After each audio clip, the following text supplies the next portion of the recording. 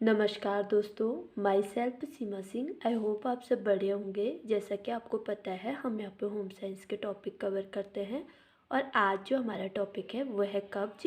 हम पाचन संबंधी रोग देख रहे हैं कि पाचन से संबंधित कौन कौन से रोग होते हैं। तो जो हमें अपने सिलेबस के हिसाब से पढ़ने हैं, जो मुख्य रोग हैं उसके अंतर्गत 3 आते हैं। पहला है पेप्टिक अल्सर। ये हम देख चुके हैं अपनी पिछली वाली वीडियोज़ में क्या होता है। और आज हम देखेंगे कि कब्ज क्या होता है और आने वाली वीडियो में देखेंगे अतिसार या डायरिया क्या होता है। ठीक है, तो आज हम पढ़ेंगे कब्ज क्या होता है, इसके बारे में डिटेल में देखेंगे। आप लोगों के मेरे फेसबुक में मेरे को काफ़ी मैसेज आए थे कि जो मैं लिखती हूँ कहीं कहीं पे आपको समझ में नहीं आता है। तो मैं लिखते लिखते बोलती भी हूँ, आपको कहीं कहीं पे लिखा हुआ समझ में नहीं आ रहा है, जो मैं बोल रही हूँ आप उसे सुन सुन के भी अपने नोट्स बना सकते हैं। ठीक है, और वैसे मैं पूरी कोशिश करती हूँ कि मैं साफ साफ लिखूँ, लेकिन कहीं कहीं पे जल्दी जल्दी में मैं थोड़ा स्पीड में लिखती हूँ तो वहाँ पे वर्ड कभी ऊपर नीचे हो जाते हैं। तो आप जो मैं बोल रही हूँ उसे सुन लीजिएगा। ठीक है, अगर हम कब्ज की बात करें कि कब्ज क्या होता है, तो जैसे हम जानते ही हैं जो कब्ज है पाचन संबंधी रोग है। तो एक पाचन तंत्र का रोग है। ठीक है, कब्ज जो है पाचन तंत्र का रोग है। और कब्ज किन लोगों में अधिक देखने को मिलता है?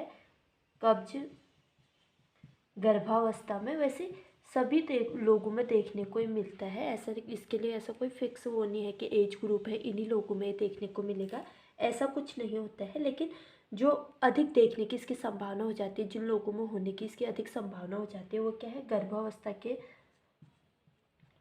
2 से 3 माह में गर्भवती महिला को होता है। ठीक है, गर्भावस्था के 2 से 3 माह में गर्भवती स्त्रियों को ये अधिक होता है।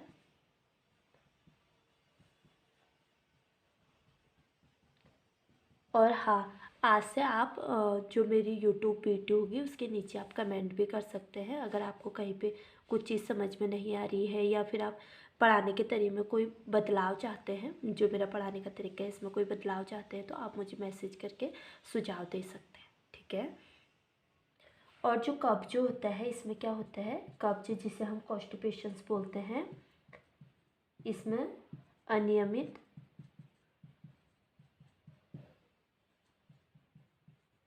कष्टपूर्ण व अपूर्ण मन निकलता है। ठीक है, मन निकलता है।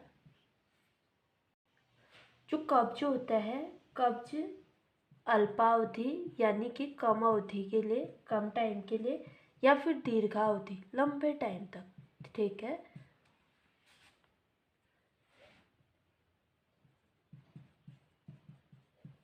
दोनों प्रकार का हो सकता है।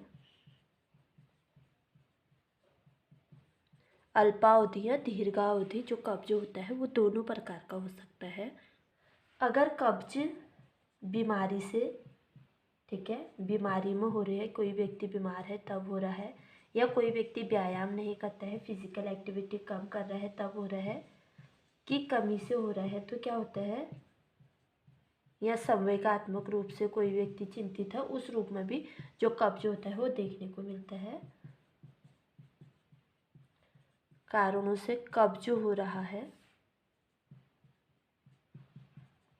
अगर कब्ज जो होगा बीमारी, व्यायाम की कमी से या संवेगात्मक कारणों से कब्ज होता है तो उसे क्या बोलते हैं? तात्कालिक तात्कालिक कब्ज कहा जाता है। ठीक है, यानी कि उसे हम क्या बोलेंगे? अल्पावधि कब्ज बोलते हैं। और दीर्घावधि कब्ज हम किसको बोलेंगे? लेकिन जब, यदि आंतों में, ठीक है, जो हमारी आंत होती है, आंतों की जो मांसपेशियां होती हैं, परिवर्तन आने पर, जो आंतों की हमारी मांसपेशियां है उनमें परिवर्तन आ जाने के कारण कब्ज हो जाता है, तो उसे हम क्या कहते हैं? दीर्घ स्थायी कब्ज होता है। ठीक है, उसे दीर्घ स्थायी कब्ज कहा जाता है।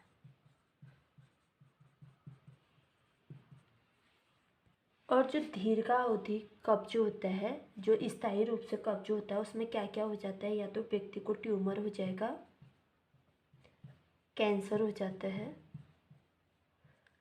और आंतों में रुकावट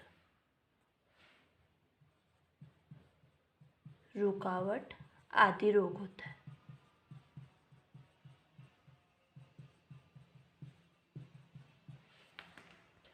और कब्ज के लक्षण देखें, कब्ज के में व्यक्ति को क्या क्या लक्षण दिखते हैं।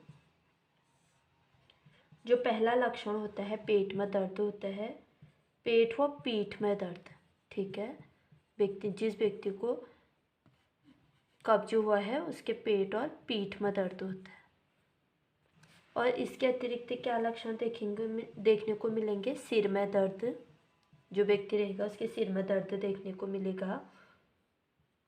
थर्ड होगा, उसको ज्वर होगा, बुखार आएगा, हृदय धड़कन का बढ़ना,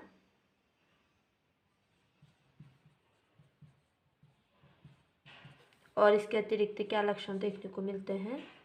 सांस लेने में परेशानी।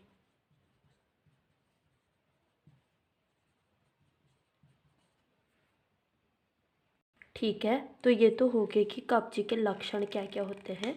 तो हमने जो कब्ज के बारे में आज हम देख रहे हैं, जिसे हम कॉन्स्टिपेशंस बोलते हैं। कब्ज में क्या होता है? कब्ज पाचन तंत्र का रोग है, ये हम जानते ही हैं। पाचन संबंधी रोग में हम पढ़ रहे हैं कब्ज को, तो ये पाचन तंत्र का रोग है। और कब्ज किन लोगों में अधिक होने की संभावना होती है? जो गर्भावस्था के 2 से 3 माह में गर्भवती स्त्री को अधिक होता है कब्ज। इसमें अनियमित, कष्टपूर्ण, अपूर्ण मन निकलता है। ठीक है, कब्ज हम किसको बोलेंगे? कब्ज में क्या होता है? कष्टपूर्ण होता है, अनियमित और अपूर्ण मन निकलता है। और कब्ज क्या होता है? ये अल्पावधि या दीर्घावधि दोनों प्रकार का हो सकता है। कब्ज जब बीमारी, व्यायाम की कमी से या संवेगात्मक कारणों से कब्ज होता है तो उसे हम क्या बोलते हैं? तात्कालिक कब्ज बोलते हैं। जो अल्पावधि का कब्ज है उसको हम बोलेंगे। ठीक है, लेकिन आंतों की मांसपेशियों में परिवर्तन आ जाने के कारण जो कब्ज हो रहा है उसको हम क्या बोलते हैं? दीर्घ और स्थायी बन जाता है, उसे हम दीर्घकालिक कब्ज बोलते हैं। ठीक है, जो दीर्घकालिक कब्ज होता है उसमें कौन कौन से रोग हो जाते हैं? व्यक्ति को ट्यूमर हो जाता है, कैंसर होता है और आंतों में रुकावट आदि रोग हो जाता है। कब्ज के लक्षण क्या हैं? कब्ज में जो व्यक्ति को लक्षण देखने को मिलते हैं उसमें पेट व पीठ में दर्द होता है, सिर में दर्द होता है, ज्वर, हृदय धड़कन का बढ़ना। जिस व्यक्ति को कब्ज हुआ है उस व्यक्ति के जो हृदय की धड़कन होगी वो तेज रहेगी और सांस लेने में भी उसको परेशानी होगी। ठीक है, कब्ज अधिकतर जो होता है निम्न लोगों में विकसित होता है। कौन कौन से लोगों में होता है?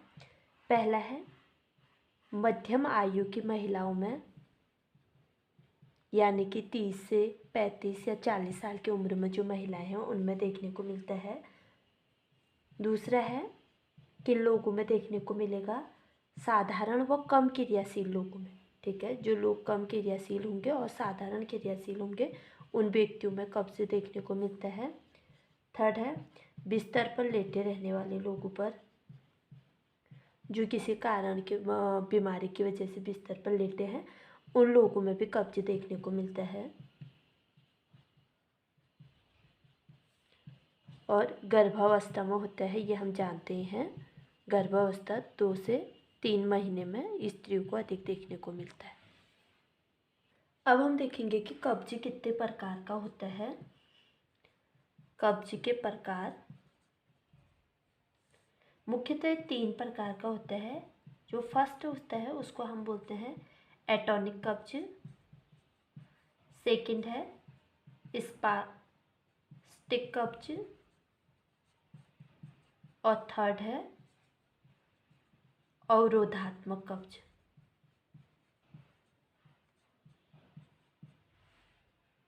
तो जो कब्ज होता है वो अधिकतर किन लोगों में देखने को मिलता है? मध्यम आयु की महिलाओं में देखने को मिलता है, 35, 30 या 40 साल की महिलाओं में।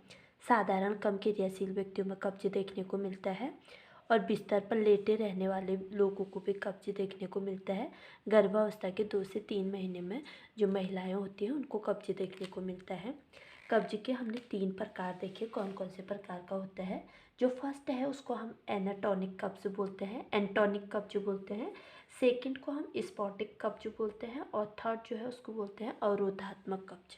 ठीक है, अब हम डिटेल में देखेंगे जो एंटोनिक कब्ज है, स्पॉटिक कब्ज है, अवरोधात्मक कब्ज है, ये क्या होते हैं और इन कैसे होते हैं।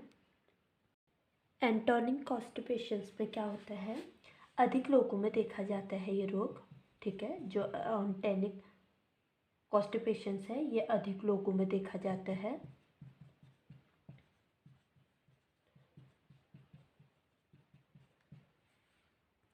जो एंटोनिक शब्द है,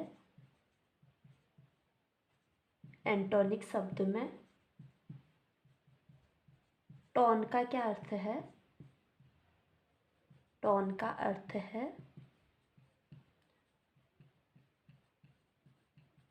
मांसपेशियों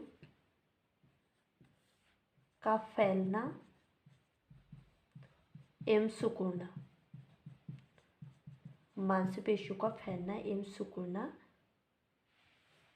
टोन शब्द का अर्थ होता है। एंटोनिक शब्द में जो टोन शब्द है इसका अर्थ क्या होता है, मांसपेशियों का फैलना व सिकुड़ना। और जो इस प्रकार का कब्ज होता है, इस प्रकार के कब्ज में आंतों की जो मांसपेशियां होती हैं, ठीक है, जो हमारी आंतों की मांसपेशियां होती हैं उनमें लचीलेपन का अभाव होता है।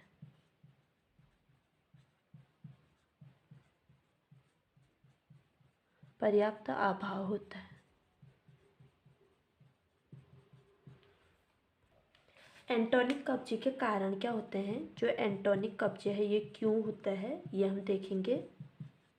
कब्ज के कारण, इसका जो फर्स्ट कारण है वो है भोजन में रेशों को नहीं लेना, भोजन में रेशों की कमी। अगर जब हमारे भोजन में रेशों की कमी होगी तो हमको कॉन्स्टिपेशन देखने को मिलता है। इसमें क्या होता है, जब हमारे भोजन में रेशों की कमी हो जाती है, जो रेशा होता है ये हमारे आंतों के कर्माणु कुंचन गति में, कर्माणु कुंचन गति में मदद करता है।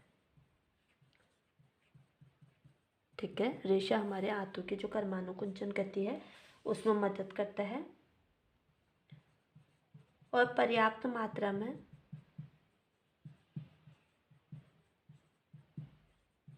जल पीने से, जल नहीं पीने से, ठीक है, पर्याप्त मात्रा में जल नहीं पीने से भी जो एंटोनिक कब्ज है ये होती है। अगर हमें प्रतिदिन कितना पानी पीना चाहिए, प्रतिदिन 8 से 10 गिलास पानी पीना चाहिए। अगर कोई व्यक्ति इससे कम पानी पी रहा है तो उसमें जो एंटोनिक कॉन्स्टिपेशन है वो देखने को मिलता है। और शौच की अनियमित आदत है, ठीक है, या कभी शौच में जाना कभी नहीं जाना 2-3 दिन तक, तो ये भी इसके एक कारण होता है।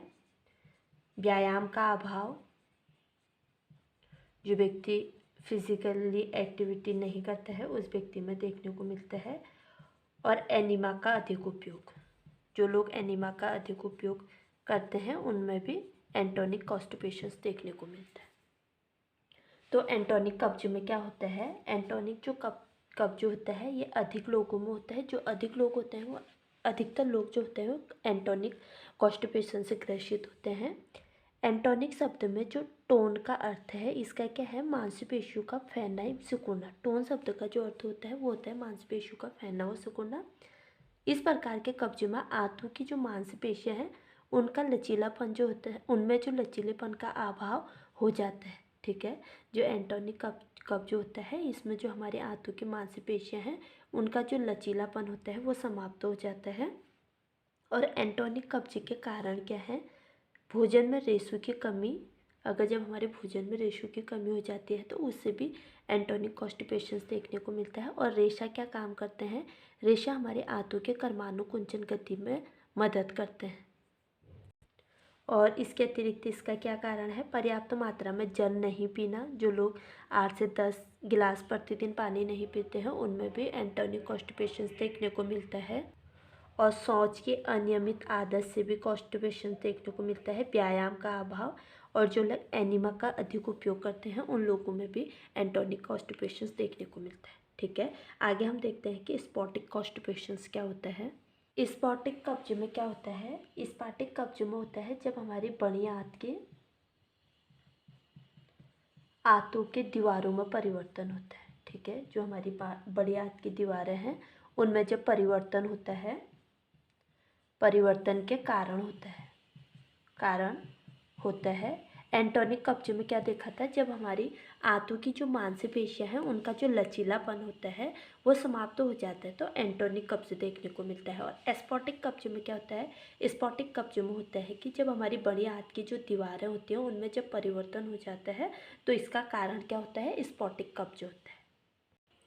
स्पॉटिक कब्ज के कारण कौन कौन से हैं? स्पॉटिक कब्ज किस कारण से होता है? स्पॉटिक कॉन्स्टिपेशंस के कारण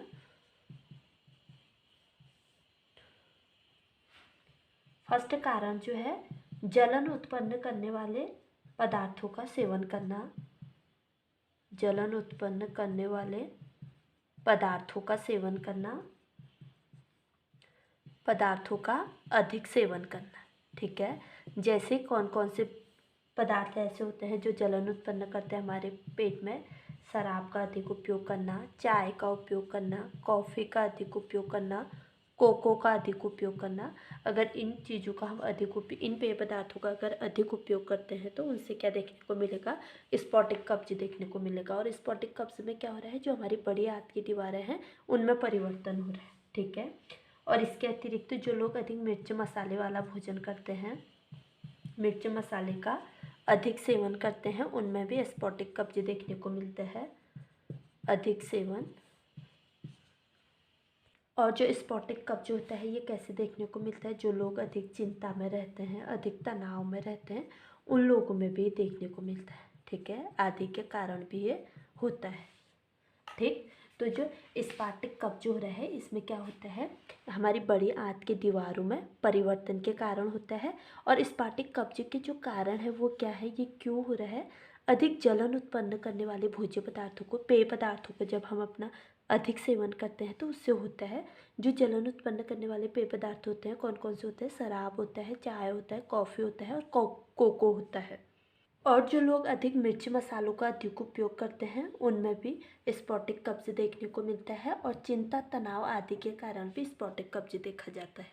ठीक है, अब हम देखेंगे कि अवरोधात्मक कब्ज क्या होता है। अवरोधात्मक कब्ज में क्या होता है? ये कब्ज कब होता है? यह कब्ज जब हमारा कोलन भाग, ठीक है, कोलन क्या होता है? कोलन हमारे बड़ी आंत का अंतिम भाग होता है। जब यह कब्ज कब होता है? जब कोलन में अवरोध उत्पन्न होता है। अवरोध उत्पन्न होता है। और जब हमारे कोलन भाग में अवरोध उत्पन्न होता है तो उससे क्या हो जाता है? हमारा जो कोलन होता है, कोलन की जो मांसपेशियां होती हैं वो कमज़ोर हो जाती है। ठीक है, कोलन की मांसपेशियां कमज़ोर हो जाती हैं अवरोधात्मक कब्ज में। और तब हमको अवरोधात्मक कब्ज देखने को मिलता है जब हमारी कोलन की मांसपेशियां क्या हो जाती हैं? कमज़ोर हो जाती है। कोलन क्या होता है? कोलन हमारी बड़ी आंत का अंतिम भाग होता है। ठीक है,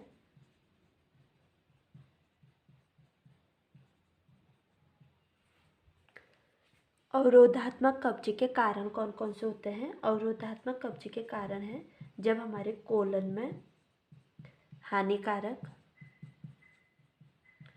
जीवाणु के विकसित होने से। ठीक है, जब कोलन भाग में हानिकारक जीवाणु विकसित होने लगते हैं तो उससे क्या होता है? अवरोधात्मक कब्ज देखने को मिलता है। और व्यक्ति लंबी बीमारी से ग्रसित है, ठीक है, तब भी अवरोधात्मक कब्ज देखने को मिलता है। इसके अतिरिक्त जो लोग अधिक मिर्च मसाले का अधिक उपयोग करते हैं उससे भी जो हमारे को बड़ी आंत का भाग कोलन होता है उस पर प्रभाव पड़ता है। मिर्च मसाले का अधिक उपयोग करते हैं।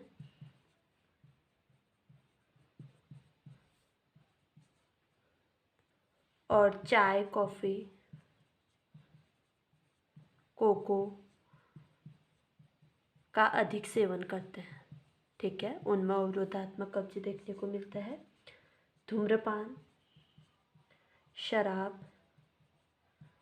के अधिक सेवन से भी अवरोधात्मक कब्ज देखने को मिलता है, ठीक है। अवरोधात्मक कब्ज कैसे होता है? यह कब्ज कोलन में अवरोध उत्पन्न होने से होता है। जब कोलन की मांसपेशी, इससे हमारी जो कोलन की मांसपेशियाँ होती हैं वो कमज़ोर हो जाती है। कोलन क्या होता है? कोलन हमारी बड़ी आंत का अंतिम भाग होता है, ठीक है। और अवरोधात्मक कब्ज के कारण क्या है? अवरोधात्मक कब्ज के जो कारण होते हैं, हमारे कोलन में जब हानिकारक जीवाणु विकसित होने लगते हैं तो अवरोधात्मक कब्ज होता है। लंबी बीमारी, अगर कोई व्यक्ति लंबी बीमारी से ग्रसित है तो उसमें भी अवरोधात्मक कब्ज देखने को मिलता है। मिर्च मसालों का अधिक उपयोग करने वाले लोगों में, चाय कॉफ़ी कोको का अधिक उपयोग करना, धूम्रपान और शराब का अधिक सेवन करने से भी जो अवरोधात्मक होता है वो कब्ज देखने को मिलता है। चाय कॉफ़ी कोको धूम्रपान और शराब जो है ये हमने तीनों उसमें पढ़ा, अवरोधात्मक में भी, स्पॉटिक्स में भी और एंटोनिक कब्ज में भी। तो जो धूम्रपान होता है, शराब होता है, चाय कोको होता है, इसका सेवन नहीं करना चाहिए। अगर व्यक्ति इसका सेवन करता है तो उसमें कब्ज देखने को मिलता है। और वो 3 टाइप्स में भी किसी भी प्रकार का कब्ज हो सकता है। अब हम देखते हैं कि कॉन्स्टिपेशंस के मरीज को किस प्रकार का आहार देना चाहिए। कब्ज की अवस्था में कैसा भोज्य पदार्थ देना चाहिए? व्यक्ति को साबुत अनाज देना चाहिए। साबुत अनाज जैसे दलिया और दाल, अनाज के छिलके, ठीक है, दलिया दालें अनाज के छिलके सहित दालें देनी चाहिए, ठीक है। और विटामिन्स, कौन कौन से विटामिन्स बढ़ा देने चाहिए? बी व सी विटामिन्स को बढ़ा देना चाहिए, ठीक है, इनकी मात्रा अधिक देनी चाहिए। और जल व पेय पदार्थ का अधिक उपयोग करना चाहिए, जैसे फलों के जूस, सब्जियों का जूस, इसका अधिक सेवन करना चाहिए। सब्जियों का जो सूप होता है उसका अधिक उपयोग करना चाहिए। और पोटेशियम की कमी से भी कब्ज हो जाती है, तो पोटेशियम का भी उपयोग करना चाहिए, ठीक है। और पोटेशियम युक्त भोज्य पदार्थों को लेना चाहिए। कब्ज के कारण जो अन्य रोग होते हैं वो कौन कौन से होते हैं? कब्ज के कारण अन्य रोग जो देखने को मिलते हैं वो कौन कौन से होते हैं? हार्निया देखने को मिलता है, कब्ज के कारण जो रोग हो जाता है। इसके अतिरिक्त बवासीर देखने को मिलता है, बवासीर। और थर्ड है हृदय संबंधी रोग, ठीक है। अगर व्यक्ति को लंबे समय तक कब्ज हो रहा है, दीर्घकालीन कब्ज हो रहा है, तो उसमें क्या होता है, जो हमारी हृदय की धड़कन होती है वो अनियमित हो जाती है और उससे हृदय रोग देखने को मिलते हैं। तो जो कब्ज के रोगी, कब्ज की अवस्था में जो भोज्य पदार्थ हैं वो कौन कौन से देने चाहिए? साबुत अनाज देने चाहिए, छिलके सहित दालें देनी चाहिए। साबुत अनाज में जैसे दलिया देना चाहिए, दलिया कम पिसा हुआ अनाज होता है ये देना चाहिए। और दाल, छिलके सहित दाल देनी चाहिए, यानी कि जो रेशे युक्त आहार है वो देना चाहिए। विटामिन में विटामिन बी और विटामिन सी की मात्रा बढ़ा देनी चाहिए। जल पेय पदार्थों का अधिक उपयोग करना चाहिए व्यक्ति को। पोटेशियम की कमी से भी कब्ज हो जाता है, तो पोटेशियम युक्त भोज्य पदार्थ भी अपने आहार में शामिल करने चाहिए। कब्ज के कारण जो अन्य रोग देखने को मिलते हैं वो कौन कौन से हैं? हार्निया देखने को मिलता है, बवासीर देखने को मिलता है और हृदय संबंधी रोग देखने को मिलता है, ठीक है। तो आज हमने देख लिया कि पाचन संबंधी रोग में कब्ज क्या होता है, ये हमने डिटेल में देख चुका है। अब हम आगे आने वाली जो वीडियो होंगे उसमें देखेंगे कि अतिसार या डायरिया क्या होता है, ठीक है। अगर आपको मेरी वीडियो पसंद आई तो प्लीज़ लाइक शेयर कमेंट और सब्सक्राइब करना ना भूलें। मिलते हैं अपने अगले वीडियो में, तब तक के लिए बाय।